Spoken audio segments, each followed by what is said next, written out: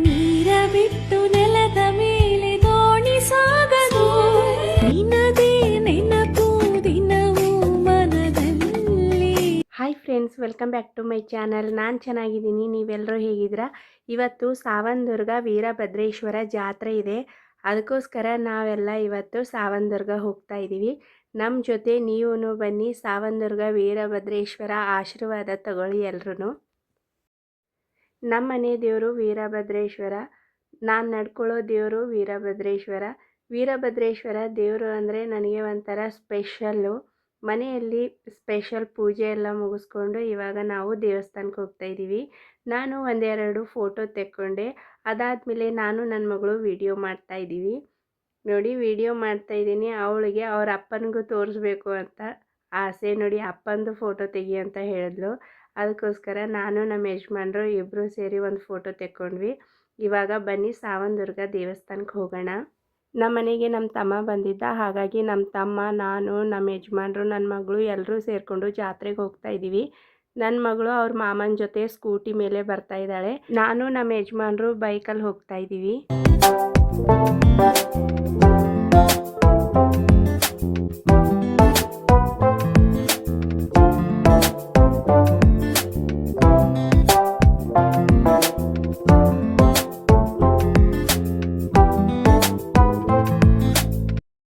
ದಾರಿ ಮಧ್ಯೆ ಬೈಕಿಗೆ ಎಣ್ಣೆ ಹಾಕಿಸಿ ನಮ್ಮ ಪಯಣ ಮುಂದುವರಿಸ್ತೀವಿ.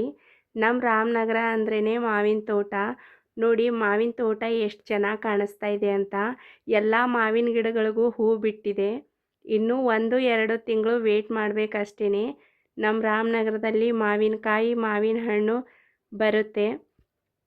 ರಾಮನಗರದಲ್ಲಿ ಮಾವಿನ ತೋಟ ತುಂಬ ಇದ್ದಾವೆ ಮತ್ತು ಮಾವಿನ ಮಂಡಿಗಳು ತುಂಬ ಇದ್ದಾವೆ. ಬೇರೆ ಬೇರೆ ಕಡೆಯಿಂದ ಮಾವಿನ ಹಣ್ಣುಗಳು ಬರ್ತವೆ. ಬೇರೆ ಕಡೆಯಿಂದ ಬಂದವರೆಲ್ಲ ಮಾವಿನ ಹಣ್ಣು ಇಲ್ಲಿಂದ ತಗೊಂಡು ಹೋಗ್ತಾರೆ. ಸಾವನದುರ್ಗ ಎಂಟ್ರಿ ಆದ್ವಿ. ಇಲ್ಲೆಲ್ಲ ಕಾಡು ಪ್ರದೇಶ ಇದೆಲ್ಲ. ಇವಾಗ ಬೇಸಿಗೆ ಸ್ಟಾರ್ಟ್ ಆಗ್ತಾ ಇದೆ, ಹಾಗಾಗಿ ಗಿಡಗಳ ಎಲೆಗಳೆಲ್ಲ ಉದುರೋಗಿದೆ. ಇದು ಕಾಡು ಪ್ರದೇಶ ಆಗಿರೋದ್ರಿಂದ ಇಲ್ಲಿ ಕಾಡು ಪ್ರಾಣಿಗಳೆಲ್ಲ ಓಡಾಡುತ್ತೆ ಅಂತ ಅಲ್ಲಿ ಸೂಚನೆ ಹಾಕಿದ್ರು. ಅಂದರೆ ಕರಡಿಗಳು ಬರ್ತವೆ, ಆನೆಗಳು ಬರ್ತವೆ, ಇಲ್ಲೆಲ್ಲ ನಿಂತ್ಕೋಬಾರ್ದು, ಕೂತ್ಕೋಬಾರ್ದು ಅಂತ ಅಲ್ಲಲ್ಲಿ ಸೂಚನೆಗಳ ಬೋರ್ಡ್ಗಳು ಹಾಕಿದ್ರು.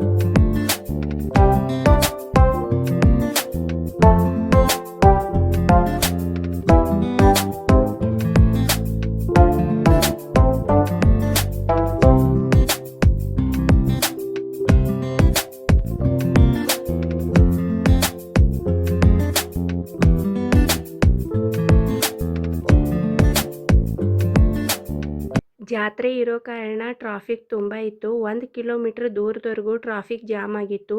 ಅದನ್ನೆಲ್ಲ ಮುಗಿಸ್ಕೊಂಡು ಇವಾಗ ದೇವಸ್ಥಾನ ಹತ್ತಿರ ಬಂದ್ವಿ. ಮೊದಲು ಮನೆಗೆ ಒಂದು ಬೈಕೂ ಇರ್ತಾ ಇರಲಿಲ್ಲ, ಆದರೆ ಇವಾಗ ಮನೆಗೆ ಒಂದೊಂದು ಕಾರು, ಒಬ್ಬೊಬ್ಬರಿಗೆ ಒಂದೊಂದು ಬೈಕ್ ಆಗಿದೆ. ಹಾಗಾಗಿ ಟ್ರಾಫಿಕ್ ಜಾಸ್ತಿ ಆಗ್ತಾ ಇದೆ. ಏನು ಮಾಡೋಕ್ಕಾಗಲ್ಲ, ಪ್ರಪಂಚ ಬೆಳೀತಾ ಇದೆ, ಬೆಳೆಯುತ್ತೆ ಅಷ್ಟೇ. ದೇವಸ್ಥಾನದ ಒಳಗಡೆ ಬಂದು ದೇವ್ರ ದರ್ಶನ ಮುಗಿಸೋಕ್ಕೆ 1.5 ಗಂಟೆ ಆಯಿತು. ಯಾಕಂದರೆ ತುಂಬ ಜನ ಇದ್ದರು, ಹಾಗಾಗಿ ದರ್ಶನ ಮಾಡೋಕ್ಕೆ ಸ್ವಲ್ಪ ಲೇಟ್ ಆಯಿತು. ದೇವಸ್ಥಾನದ ಒಳಗಡೆ ಪೂಜೆ ಮುಗಿಸ್ಕೊಂಡು ಇವಾಗ ದೇವಸ್ಥಾನದ ಹೊರಗಡೆ ಹೋಗ್ತಾ ಇದ್ದೀವಿ. ದೇವಸ್ಥಾನದ ಹೊರಗಡೆ ವೀರಭದ್ರೇಶ್ವರ ದೇವ್ರದ್ದು ತೇರು ನಡೀತಾ ಇತ್ತು. ತೇರಿಗೆ ಪೂಜೆ ಮಾಡಿಸೋಣ ಅಂತ ಕಾಯಿ, ಕರ್ಪೂರ, ಹೂವು, ಹಣ್ಣು ತೊಗೊಂಡು ಹೋಗ್ತಾ ಇದ್ದೀವಿ. ನೋಡಿ, ಇದೇನೆ ತೇರು. ತೇರಿಗೆ ತುಂಬ ಚೆನ್ನಾಗಿ ಅಲಂಕಾರ ಮಾಡಿದ್ರು. ನಾವು ಕೈ ಮುಕ್ಕೊಂಡು ತೇರಿಗೆ ಪೂಜೆ ಮಾಡಿಸ್ತೀವಿ.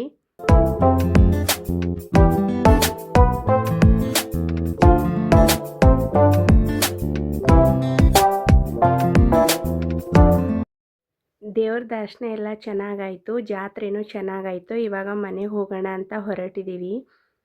ಇಲ್ಲಿ ನೋಡಿ ಸ್ನೇಹಿತರೆ, ನನ್ನ ಮಗಳು ಅಳ್ತಾ ಇದ್ದಾಳೆ. ಯಾಕೆ ಅಳ್ತಾ ಇದ್ದಾಳೆ ಅಂತಂದರೆ, ಅವಳು ಸ್ಲಿಪ್ಪರು ಇಲ್ಲಿ ಕೆಳಗಡೆ ಬಿಟ್ಟಿದ್ವಿ, ಒಂದು ಸ್ಲಿಪ್ಪರ್ ಕಾಣಿಸ್ತಾ ಇಲ್ಲ, ಎಲ್ಲಿ ಕಳೆದೋಗಿದ್ದೀನೋ ಗೊತ್ತಿಲ್ಲ, ಅದಕ್ಕೋಸ್ಕರ ಅಳ್ತಾ ಇದ್ದಾಳೆ.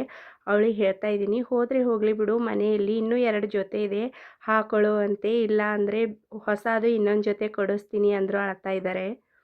ಮಕ್ಕಳಂದರೆ ಹಾಗೆ ಅಲ್ವಾ, ಏನಾದರೂ ಒಂದು ನೆಪ ಬೇಕು ಅವರಿಗೆ ಅಳಕ್ಕೆ. ಇವತ್ತಿನ ವಿಡಿಯೋ ನಿಮ್ಗೆ ಇಷ್ಟ ಆದರೆ ದಯವಿಟ್ಟು ಲೈಕ್, ಶೇರ್, ಕಮೆಂಟ್ ಮಾಡೋದನ್ನು ಮರಿಬೇಡಿ. ಮುಂದಿನ ವಿಡಿಯೋ ಜೊತೆ ಮತ್ತೆ ಬರ್ತೀನಿ. ಧನ್ಯವಾದಗಳು.